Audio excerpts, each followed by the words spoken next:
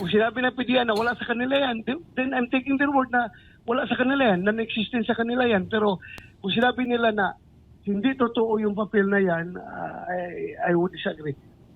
Totoo yung papel na yun, na existent talaga yun. Pero ako naman, pag sinabi ni Director Lasso na non-existent yung papel doon sa records nila, well, I think it's for it. Pinapakita naman na yung kanilang mga file, wala talaga daw yan doon. Wala daw doon. Pero pag sinabi niya na non-existent yung file na yan, I would disagree dahil nakikita ko very authentic yung papel kahit na ang nakita natin ay kuwan lang, no, yung soft copy lang. Sasabihin ko talaga, nakakonclude ka ko right away na totoo itong papel na ito, nangyari ito, dahil aside from the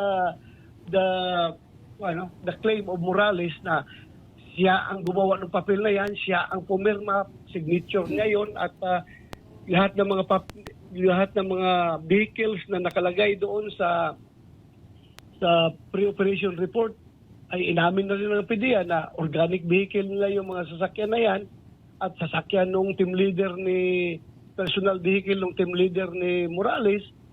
So, klaro kayo, aside from that, nakita ko na kung claim nila na AI generated or gawa lang sa computer yung papel na yan, I would disagree because nakita ko yung soft copy na yon, kung may nakalagay doon na tatak na confidential, no? May marking sa confidential, nakita ko doon sa letter C at saka sa letter A yung markings ng butas ng puncher, yung magbutas ka ng puncher para ipasok mo sa passenger yung dokumento, yung papel.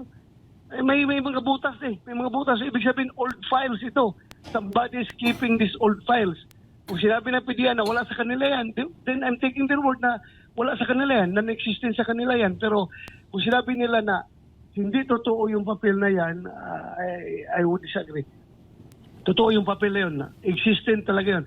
Pero kung sino ang may hawak ng papel na yan prior to its divulging to the social media, that remains to be uncovered by our investigation.